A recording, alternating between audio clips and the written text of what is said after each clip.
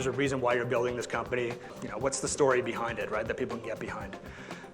What is your proposed solution to solving these problems? And why do you believe your solution, will succeed where others have failed? This is an interesting topic, and I think, a really relevant topic for startups, particularly because, they're trying to find their way, they're trying to understand who they are, and, I think I'm sort of going to take it down a few levels and talk more about, how do you sell your story if you're going out to the media, for example? Like, how do you get traction with the media? How do you get traction with, on social, to your customers using these channels? And I know we've, other sessions have talked about specific channels. So I want to take it down sort of to that level. So to kick it off, I'd like everyone to just give this a quick read. And if anyone can tell me what this is, I'd appreciate it. Right, no one knows, right? Brainstorming platform, perhaps. It's actually, it's a pen. And I see this time and again with big enterprise technology companies and big consumer brands, but also with startups. These messages are wrapped in so much hyperbole and jargon, and they all signify nothing. They mean nothing to anyone. So we need to get away from thinking like this, right? So what I hope I can leave with you guys with today is a process to sort of help you get to something that looks more like these examples, which I thought were good. Companies I'm sure you're well aware of. So we look at the first one, Tesla, for example. As soon as you get into it, it's like Tesla Motors founded in 2003 by a group of engineers in Silicon Valley. Definitely not from Detroit, different. They wanted to prove that electric cars could be better than gasoline-powered cars. Then we get into instant torque, incredible power, zero emissions. Like, this is language for probably an elite group of people who are going to be buying these cars. And then they start wrapping it up in their sort of value proposition to the world. We want to make a better place, right? All done in like 2 sentences. Fantastic. Well, simple, local startup, I think most of you know. I really like the language here. It's clean, it's concise, it's friendly, it's approachable, right? It tells you what it is, it tells you what, why they're on this earth in, 2 sentences or less. And Shopify, sure, it's a bit longer. But what's great about Shopify, when you read through this, it tells you, how they started. We were a small business too, and we built something to help our small business. And guess what? We took this thing, and now we're going to help all you small businesses. And that's inspiring, right? That's something you can get behind. That's a product you can understand. So I'm hoping that if you had the first example, as your narrative, at the end of this, 10 minutes, we'll get you somewhere closer to something like this. So things to consider. But before we do that, I think it's important to look at the world you're telling these stories in, right? So we call it storytelling in the age of social news consumption, whatever. But the reality is, back in the day, you identified your story, you developed a press release, sent it out to the media, pitched like hell, tried to get some hits, gather those media impressions, rinse and repeat, rinse and repeat, rinse and repeat. Now that doesn't matter anymore, right? I mean, that just doesn't work anymore. I can't recall the last time my team has actually written a press release, let alone myself. And I've been doing this for a long time. Now, if you look at all the channels you have to tell your story, bloggers, influencers, advocates, social channels, and the traditional media, all of these channels that are equally important in some way, shape, or form to getting your message out all require a different way to engage, right? You see it here, you have your story, but how do you bring that story to life? Sure, there's a written piece that talks about the narrative, but what are the white papers you're putting behind it? Images and graphics that are going to be shareable. The video and audio assets as well that can help tell the story in a different way, right? That's also can be put on social and shareable. Blog posts, mobile assets, et cetera, et cetera. And I think a lot of these things have been covered, from previous presentations. But that's not to say, though, that the traditional media isn't looking for these things, too. So in fact, this is a study that Edelman did last year. When you look at today's media pressures, we surveyed 250 journalists. 75% of them are saying they're feeling more pressure to consider their story's potential to be shared on social, right? So to make them more shareable, they need those videos and images. They need that brevity, the localization, the tie to trend pieces and priority trending topics are all critical things you need to consider now as you develop your narrative and you develop the story you want to pitch. And then finally, also interesting, 5 key trends that they're seeing more mobile-friendly content. Sure, I think we all agree with that and we understand that. Faster turnaround times, the speed of news today requires that they're getting this stuff up faster, but it also has to be shareable. So more original video, there's less newsroom staff, so they're more stretched. These are all important pressures to understand because you're going to be engaging these guys and hope that they write about you. And if you can't see their reality, you're not going to get written about at the end of the day. You have to respect the world they live in. You have to respect the needs or the things they need to tell their story.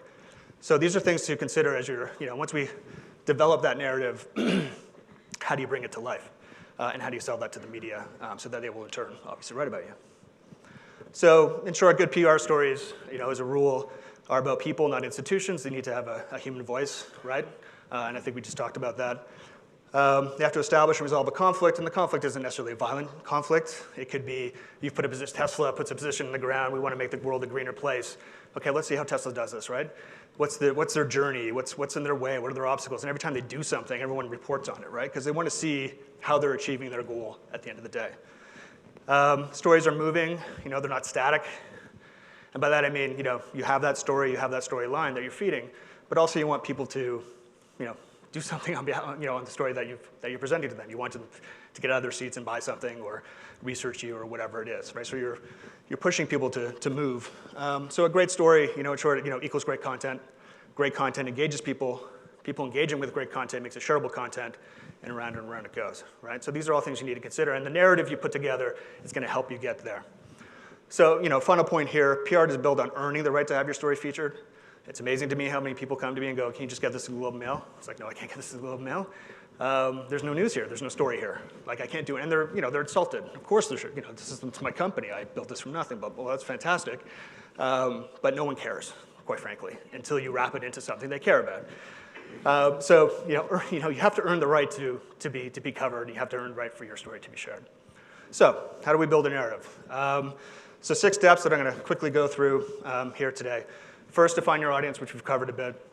Understand the media habits of your audience. Identify why you matter in this world. How do you draw your audience back into that? Put it all into context, and then bring in your brand at the end. So without further ado, define your audience. So it seems simple, right? We just talked about it, define your audience. Again, lots of clients, big and small, come to me and go, well, I'll ask them, so who are your clients? Well, it's everyone. It's all males, it's all females. It's not an answer. That's just not an answer. Because how can you actually drill down into something that's going to resonate with me as a male versus you as a male? There's just too many factors that need to be considered. Am I married? How old am I? How much money do I make? What's my day-to-day reality? Am I healthy? Am I afraid of something? Is there something I want to achieve in life that's holding me back? These are all things that if you can understand about your client or your customer, and customer could be consumers, it can be B2B, it could be whatever. Because as you look at keeping your job, growing your business as from a B2B perspective, all of these are things that you need to consider about your audience because it's going to help you craft your story and find the tension points that they're living through and sort of bring your way into helping them resolve those tension points. So if you don't have this, you're just kind of going out in the world with a message that's sort of washed out and it's not going to hit the target you want. So this is interesting as well. This is where's your audience getting its information? So this was in fact released, we officially launched it today in Canada, actually. This is our annual Edelman Trust Barometer. We've been doing it for 16 years. We survey 33,000 people around the world in, I believe, 28 countries, including Canada. And we look for their trust in things like NGOs, government, business, the media, sources of information. It's a very lengthy study, but I've pulled one slide here. This is global. I didn't have the Canadian results because they just came out today, but I would have put them in here. It's not too different, but in any case, you can see, this is where people are getting their information. So back to my earlier point around news consumption, you can see that search engines are in fact the top place that people go to first, which probably isn't surprising. Like when people really think about this, it's not surprising. You just look at your day-to-day life, right? You want to buy something, you go online, you check it out. Company comes to you, go online. What's the news? What's the reputation? But of course, all the things below it feed into the search engine and the results, so they're equally important. And an interesting point on social media, sure it's the fourth, but of course that doesn't mean it's not important. I think just as a trusted source, I think social media now versus maybe 2 or 3 years ago, there's lots more marketing on, lots more sort of one-directional marketing happening on your platforms, and the types of things you're clicking through aren't necessarily the trusted articles or interesting articles that are actually going to make you purchase make it a business decision. But in any case, it's important to see where people are going because again, how you bring your story to life through these vehicles is important. So step 3 is sort of identifying why you matter. I think focusing on the what you do is sort of gets you to that pen example. versus the why you're doing it. And I think that's particularly important because, again, no one necessarily cares about you, because they don't know why you exist. And if you can't articulate why you exist, particularly for a startup that's either built something that no one's seen before, and so therefore they have no context within which to frame you up in, or B, you're making claims that lead for a lot of skepticism, or you don't have any proof points behind it, blah, blah, blah. So you need to really understand sort of why you're in the world. And sort of the step to take here is looking at the sort of macro trends that you're trying to solve. So what's actually happening in the world that's of interest? And I list some things here. I mean, it could be anything, really. But is it geopolitical unrest? Is it political turmoil? Is it regulations, good or bad, that are coming down? What's happening out there in the world that is directly relevant to your business, and probably why you started the business in the first place? But we don't get to that yet. We're just talking about macro trends that are happening, right? Identify what those are. Then sort of draw your audience back in. So you've identified who your audience is, what their pain points and fears and everything else are. You've identified the macro trends. Now, how is that going to impact their day-to-day life? And again, we're not bringing the brand in yet. We're just sort of building the narrative. How is that going to impact their family? How is it going to impact their workplace? Is it going to, or their health, or their community? I mean, what are the things that could potentially impact them in their day-to-day life based on what's happening from a macro trend? So tie that back to them. So if you're pitching the media, for example, the ability to tie these things together and show your relevance, or start building the story as to why this is, what's happening, why that's impactful to a target audience of that particular publication, for example, and are you able to tell them something that they don't already know? Because you have to come in with a unique perspective. So step 5, putting it into context. Again, ask yourself, why hasn't this problem been solved? If there's a problem out there. Is it because the technology hasn't been there yet? Are people going down roads and chasing goals that they shouldn't be, and you're actually on the right path? But take a look and see why that problem hasn't been solved today, and what are the consequences of inaction? If nothing happens as a result of these things, what is going to happen to that end consumer? And how is it going to impact them? Again, through their health, through their job, through their family, through their work. What is the sort of net consequence? And then what's your unique perspective on that? What are you bringing to overlay on that? Then we bring in the brand. So, ask yourself, and I think this is where the sort of founder's principles or founder story comes in. There's a reason why you're building this company. You're out there to, why do you want to help the world, solve this problem or solve this thing? And again, it doesn't have to be world problems. It could be very small problems, but you're there to help solve them. So why do you want to help solve them? What's the story behind it, right, that people can get behind? What is your proposed solution to solving these problems? And why do you believe your solution will succeed where others have failed? So mapping all that out hopefully gets you to a place where, or sort of a guiding principle of painting a picture of a future that needs you in it. If you're not in that future, the world's going to hell, or that person not going to achieve their dreams, or whatever it is. But try to think about what happens if people don't use you, or if you're not in that world, right? But what's interesting is, and I thought this was relevant, another study from Edelman, we do lots of studies, and this one was called the Earned Brand.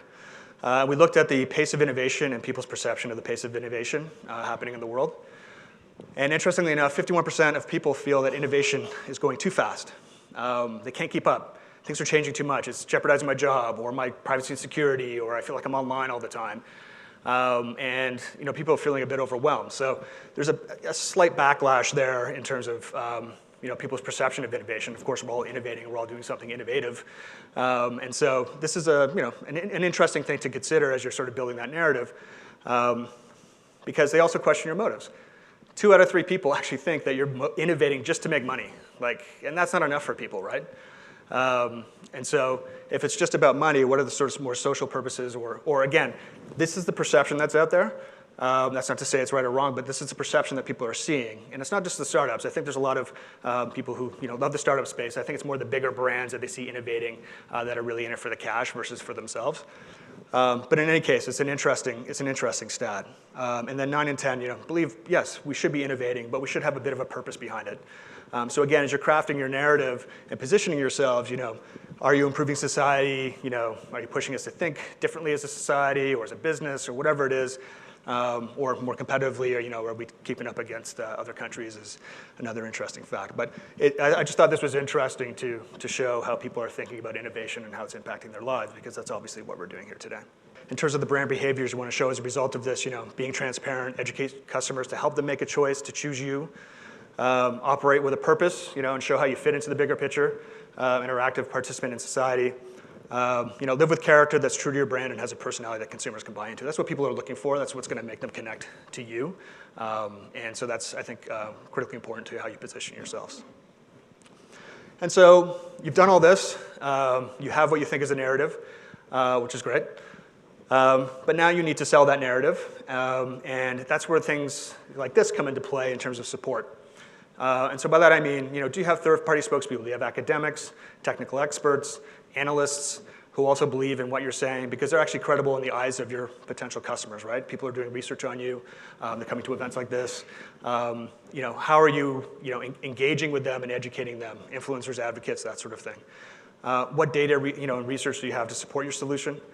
So again, it's not enough for you to say it. It's going to be met with skepticism in the media. It's going to be met with skepticism with customers. What are your proof points to show that what you're saying is actually valid, or is going to have the impact you say it's going to have? And typically, that research needs to take shape in third-party commission research, or it can't be just you saying it. Like we surveyed 10 customers and they said this. That's not really enough, particularly to tell a story to the media. Anecdotes and testimonials, again, customer case studies, customers talking about your brand, how they've used it, how it's impacted their lives, critically important to build that credibility. And then again, to the visual side, which I don't need to spend a lot of time on. Also from our Trust Barometer, who tells your story as a company? This is very interesting.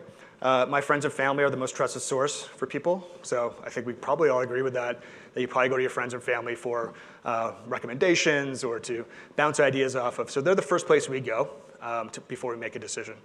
An academic expert, again, so back to my previous slide, very important to have on your side because they're a very trusted source of information. So if they're telling your story, if they're behind what you're doing, it's a very powerful voice to help you sell that narrative. Companies that I use, employees of a company. Employees of a company are actually we have a whole bunch of separate slides on that.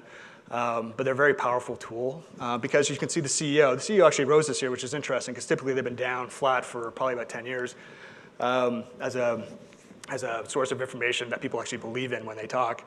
So employees versus the CEO has typically sort of taken a priority over that as we're looking at that, and you can see a few others. So very interesting to see as you're sort of looking to build the spokespeople they want to take out into the world to either be on stage or to be in the media as a credible voice. So to sort of wrap here, so step 7, take a step back. So you've done all this, right? You've got it all down. You're pretty happy with what's going on. Take a step back. Ask yourself these questions. Does your story start with a brand or a product? Is it general? Is it about platitudes and opinions? The short answer is if you answered B to any of these things, then you need to step back. You need to re-examine what you've just done because it's not going to be credible. It's not going to have that compelling story or narrative that you're looking for that you hope is going to get traction out there. So very quickly, my last slide. So just to recap, must-haves, again, great stories built on human insight or universal truth that your audiences care about. It goes beyond product news, certainly, and drives a bigger conversation. It taps into current societal or cultural trends. Definitely does not have jargon. Can't have jargon because no one understands the jargon. Related to my pen example, it just turns people off and they can't connect. And again, it connects with consumers emotionally and resonates. It's credible and has trusted advocates behind it. It's timely, leverages a news hook that's happening today, particularly, again, if you're pitching the media. Comes to life through content. So, the written word is one way, but there are other ways to bring your story to life through these channels and through this content. It ideally integrates across all of your marketing activities. PR in a silo is terrible. It should be linked with marketing. Marketing should be linked with PR across the entire team. Because the last thing you want to hear from anyone is, "Can you PR this for me?" the day before something happens. It's going to fail. And God knows I've seen a lot of that and I've had to deal with it. It promotes and protects, and that basically means, and that's more of a grander PR principle, but any strategy you have or any PR communications you're doing is at one point promoting your brand and promoting your company, but it's also protecting you, and you should have the measures and things in place to protect yourself against a crisis, for example, that could actually ultimately damage your brand.